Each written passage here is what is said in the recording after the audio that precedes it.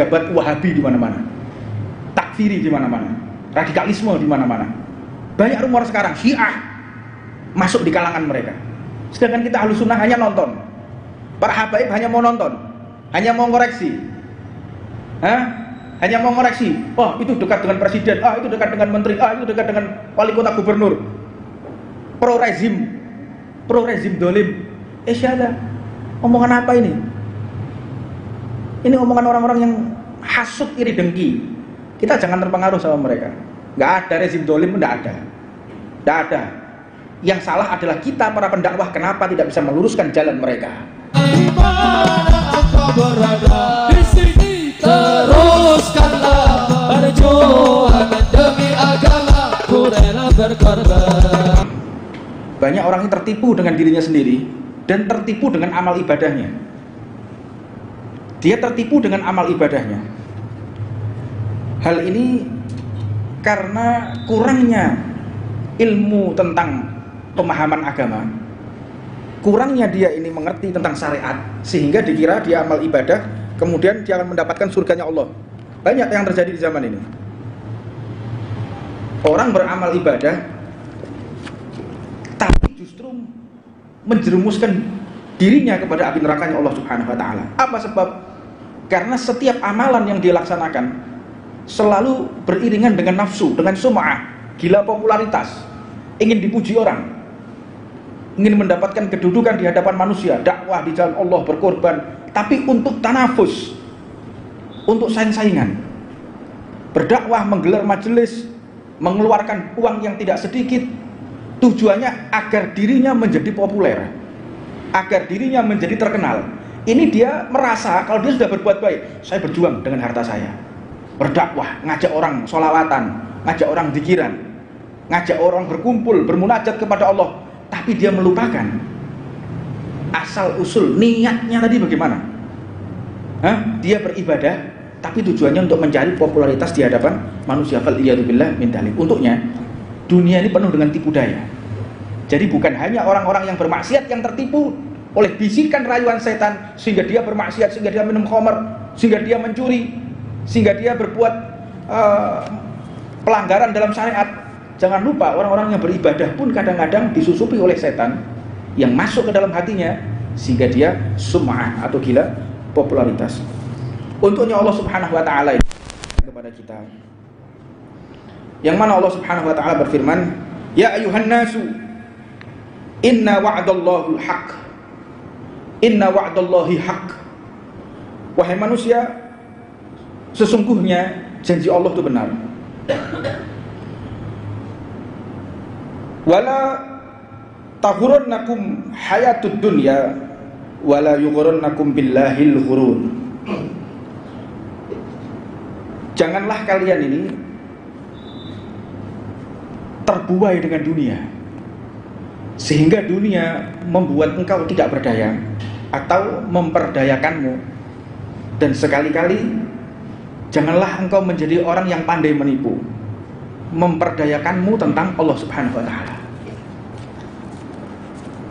Jangan sekali-kali di dunia ini orang datang kepada kita dengan berharap menuntun diri kita ke jalan Allah. Orang datang, Habib doakan ya, Kiai doakan ya, Ustadz doakan ya, doakan saya, bimbing saya. Tapi terbesit dalam hati kita, kita ingin memanfaatkan tenaga orang ini, kita ingin memanfaatkan harta orang ini. Berapa banyak yang seperti itu? Orang menuntut akhirat kepada kita, sedangkan kita menuntut balik dunia kepada orang yang menuntut akhirat kepada kita. Berapa banyak orang yang tertipu sedemikian rupa. Orang datang kepada kita minta doa, tapi kita berharap dunia kepada orang yang minta doa kepada kita. Ini merupakan tipu daya yang kadang orang seolah-olah dia beribadah, namun pada akhirnya dia terjerumus ke jalan nerakanya Allah Subhanahu wa Ta'ala. Allah pun menggambarkan bagaimana orang-orang yang telah dia sia-sia dalam kehidupan ini, sedangkan mereka menyangka bahwa dia telah berbuat sebaik-baiknya pekerjaan. Kelihatannya dia mengumpulkan orang, kelihatannya dia mengajak orang berzikir, tapi ada maksud tertentu, yaitu terbesit dunia. Akhirnya dia gunakan majelisnya untuk mendekati para pejabat dan akhirnya meraih sesuatu dari mereka berupa dunia. Berapa banyak orang yang menggunakan fasilitas majelisnya digunakan untuk kampanye, ngumpulkan orang, kampanye, pilihlah ini, pilihlah itu.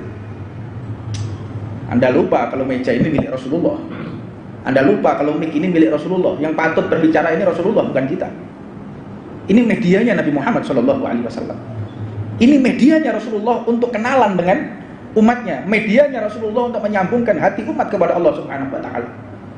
Berapa banyak orang yang memanfaatkan majelisnya, memanfaatkan ilmunya hanya untuk mencari simpatik ahlu dunia, sehingga ahlu dunia terkesima lihat ilmunya, sedangkan ilmunya dipolitisir agar orang ahlu dunia ini, para pejabat, para aghnia, orang-orang kaya datang kepadanya untuk meminta ridho Allah, sedangkan orang yang diminta untuk menyambungkan kepada Allah justru dia mengambil kesempatan mencari harta, mencari rezeki. Faliyadzubillah min dzalik. Makanya saya mohon doa kepada antum semuanya, doakan kita diberikan istiqomah oleh Allah Subhanahu wa Ta'ala hingga akhir hayat menjemput. Alhamdulillah, mulai kita mendirikan majelis sampai saat ini, insya Allah sampai kapanpun juga, alhamdulillah tidak pernah 1 rupiah pun meminta proposal kepada siapapun. Mudah-mudahan Allah mengalirkan rezeki kita semakin besar sehingga kita tidak silau dengan jabatan mereka, sehingga kita tidak ada tendensi kepada para pejabat, sehingga tetap kita mengenalkan para pejabat, para aghnia, orang-orang kaya, orang yang punya kekuasaan kepada thariqah nubuwah, jalan kenabian, jalannya Allah, jalannya Rasulullah di bawah bendera ahli sunnah wal jamaah. Mengingat zaman ini zaman orang yang cerdas, Pak. Zaman ini zaman orang sudah cerdas. Ketika kita berdakwah di kalangan para pejabat, banyak yang mencaci maki kita. Kalangan TNI, kalangan Polri, kalangan instansi pemerintahan, pejabat sipilnya, mulai dari bupati, wali kota, gubernur, sampai menteri dan presidennya. Kita mendekati mereka untuk mengenalkan diri. Inilah wujud daripada Rasulullah SAW. Inilah gambaran kecil yang kami punya dari Rasulullah SAW. Tapi mereka semua beranggapan kita menjilat. Mereka beranggapan kita ini mencari sesuatu. Biarlah, karena itu memang resiko seseorang yang berdakwah di daerah mereka. Namun Anda harus cerdas. Orang-orang yang biasa mencaci maki kita ketika berdakwah di mereka, mereka sebetulnya tuh iri kepada kita. Kenapa tidak mereka yang duduk di sana? Dan ini adalah dakwah berebut simpatik. Dakwah ini berebut simpatik. Bagaimana caranya orang itu simpatik kepada Allah dan Rasulnya, simpatik dengan para pewaris Nabi Muhammad SAW. Jika kita menarik diri dari kalangan para pejabat, kemudian dari kalangan yang lain yang datang, bagaimana Anda? Banyak rumor sekarang di kalangan pejabat, Wahabi di mana-mana, takfiri di mana-mana, radikalisme di mana-mana. Banyak rumor sekarang, Syiah masuk di kalangan mereka. Sedangkan kita Ahlus Sunnah hanya nonton.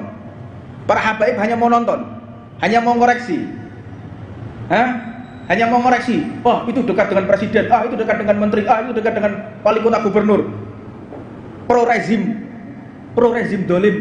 Syada, omongan apa ini? Ini omongan orang-orang yang hasut, iri, dengki. Kita jangan terpengaruh sama mereka. Gak ada rezim dolim, gak ada. Gak ada. Yang salah adalah kita para pendakwah, kenapa tidak bisa meluruskan jalan mereka. Ini thariqahnya Rasulullah SAW. Jika ada pejabat salah, salahkan diri kita para pendakwah. Jika ada umat bejat, salahkan diri kita. Jangan salahkan umat, jangan salahkan pejabat. Kenapa kita tidak bisa menggambarkan secara totalitas bagaimana gambaran Rasulullah SAW? Nabi Muhammad itu dikelilingi orang-orang dolim, Abu Jahal, Abu Lahab, wa ala alihi wa sahbihi ajmain. Sak bolol-bolol ini, sak kroni-kroninya, kejem-kejem, sadis. Tapi Nabi Muhammad tetap berdakwah, mengenalkan kepada Allah, mengenalkan kepada Rasulullah. Untuk mereka yang tidak ikut silahkan, tapi bagaimana Sayyidina Umar bin Khattab menjadi orang yang nomor 2 setelah Rasulullah SAW. Setelah Rasulullah, manusia termulia itu setelah Rasulullah Sayyidina Abu Bakar, setelah itu Sayyidina Umar, karena berada di samping baginda Nabi Muhammad SAW, Khulafaur Rasyidin. Asalnya bagaimana mereka? Ingin membunuh Nabi. Asalnya bagaimana mereka? Jauh dari Rasulullah. Yang